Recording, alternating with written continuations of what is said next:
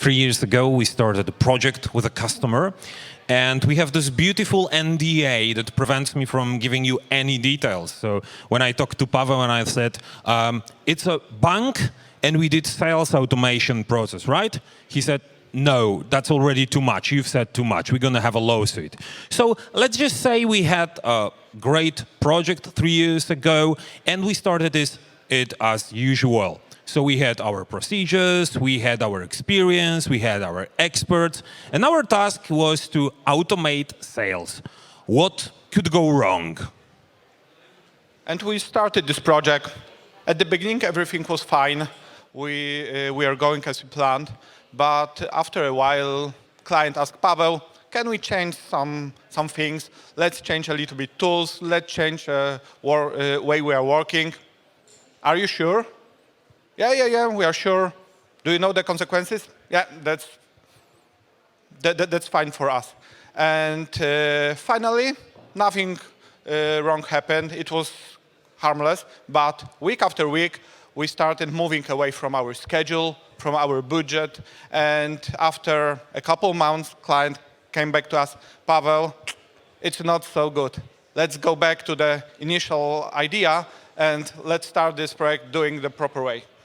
So the question is, how many times it happens to you that you start a project, you have your rules, and suddenly customer asks to deviate from the way of working? Or actually, he doesn't even ask about it, he just falls into old habits.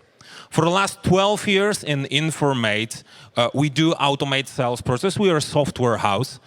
Pavel is managing partner, intern communication manager. And today we want to talk to you about several lessons that we learned during this last 12 years. How to do and what not to actually do in the process of implementing software solutions. We have 5 lessons for you. This is going to be a very quick and very obvious presentation. But the lessons we've learned, I think, although obvious, should be implemented everywhere. So let's start with the first one.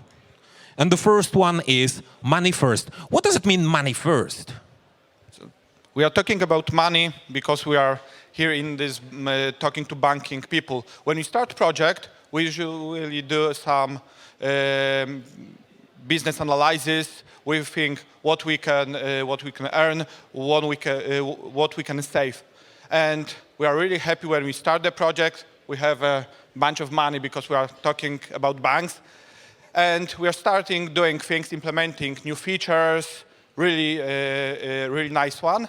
And when we are doing it, we don't ask a question, what money will give us implementing of these features. And day after day, we are starting doing things which maybe won't bring us money. And this is a real problem for us. And why we don't see this? Because we are focusing on doing things that we decided that we want to do. We don't ask questions, why do we need this? And we need some people that will help us to ask those questions, that they need to be brave to ask questions. But George, do we really need to implement this feature? Is it really necessary for us? And the answer could be yes, because I like this feature, or the answer could be yes, because this is the feature that brings us the money, or yes, because this is the feature that saves us the cost. So there are 2 lessons here.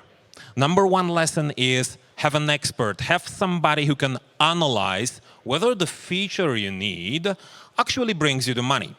And the second thing that we learned the hard way, you do not always need to ask, is there money involved? But you need to have a process that guarantees that this expert will be able to answer you. Yes, there is money. Otherwise, we are creating features that are nice, but not really necessary. If we are, for example, a Google or Netflix, it's a good way, but not for banks. So that's the second, that is the first lesson, money first. Second is quite obvious. Users should be engaged as early as possible in your process. I mean, if you ask me why, it's obvious for me, but really, why? Because when we are doing IT projects, who is working on those projects? IT experts like architects, analysts, of course some business people from the headquarters, but who is using the system finally? The users, the end users. Maybe your clients, maybe people inside your company. And of course, because they are using this system, they know what is really needed and what is painful in the current systems.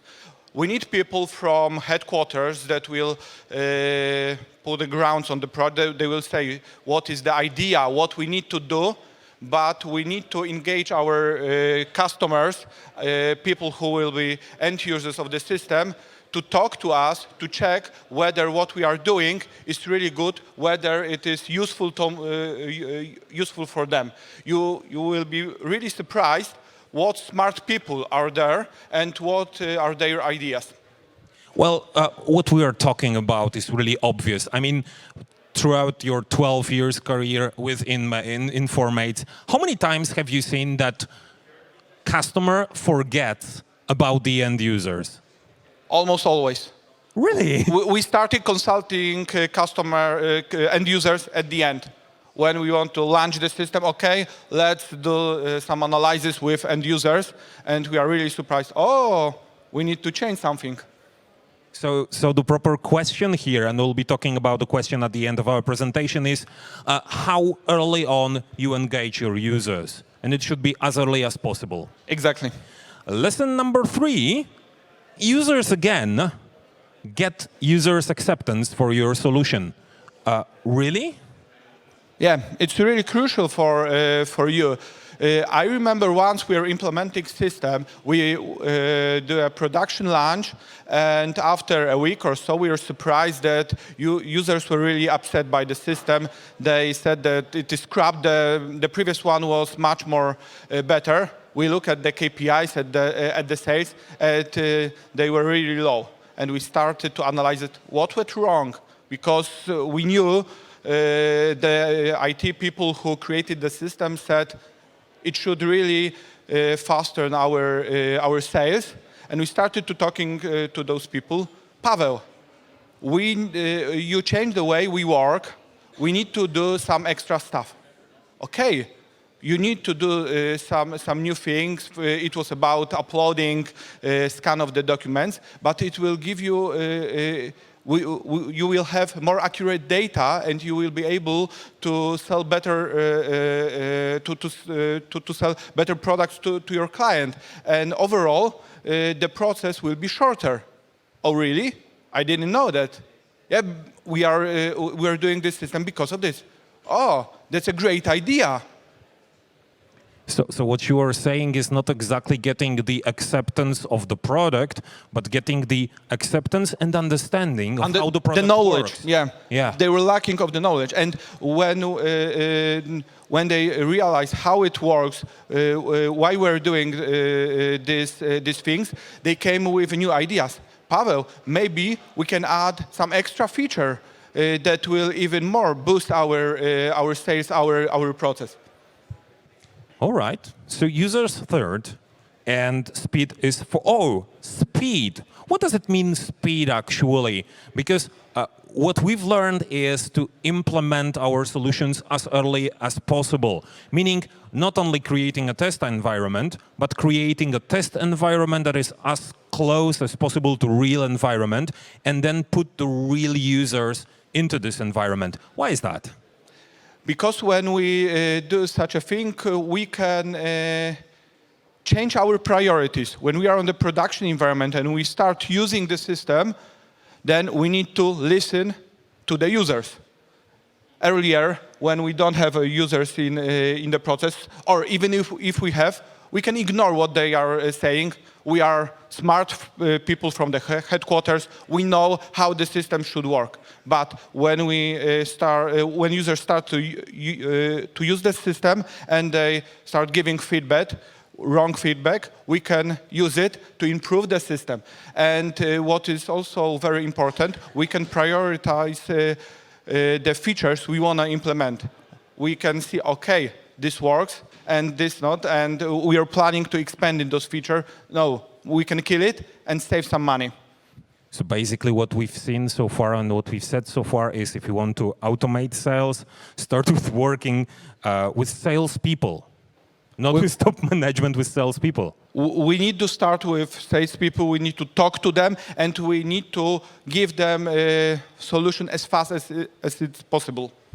All right, and we need to solve the problems as well. But the question is, do we know what problems are? One of the benchmarks we found that is very, very helpful here is to go to your sales team and ask, why are you unique? And I know this is a topic that we've been talking about during this conference, and we are not the first one to say, maybe your solution isn't unique, maybe your problem isn't your problem, but you need to understand what you are offering. What does it mean, know what works for your market and for your competition? I've been in this market. I've been implementing process automation for more than a decade, and I've talked to many banks, to many clients, and almost always I've heard, "Okay, Paweł, we need you to implement our process. We need to automate the sales, but you have to remember, we are really unique. Our process is completely different than the market.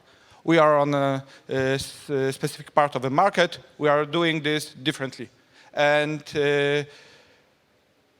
it happens all the time that after those meetings, I thought, okay, how should I tell them that they are not unique? The sales process is really similar to the other processes I've seen already. And what is really important, that you need someone who will tell you that the process itself, it's not unique. You may have some unique features, you need part of this process, but the general ideas are really standard, and you need someone who will also tell you how to solve some of the problems that you thought that are unique, that are only your problems. Or actually tell you these are not the problems. This is already on the market. Yeah. Just use. There was a slide in the previous presentation that said use partners to solve the problems that aren't the problems because they're already solved.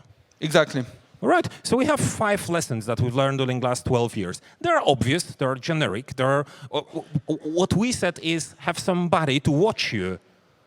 And help you follow the rules, because the #1 problem is that we forget about these rules, forget about working with our guys, with our people who do the work. So that's the lesson here. Yeah. All right. And guys, we have a minute left, so we're gonna look at Paweł's face. Actually, if you want to scan the code or go to LinkedIn, we have a PDF for you. And if you're online, probably you can scan this. We have a PDF with some good questions that we amassed during those 12 years. There are not all the questions we ask our customers, but you can just scan it and talk to Paweł or LinkedIn and just say, "Hi, can you give us the list? Can you send us the PDF?" Or if you want to talk to Paweł about solution that automates your sales, we're available. But that's it. I'm desperately trying to fill in last 20 seconds, but I think it's time for you, Elena.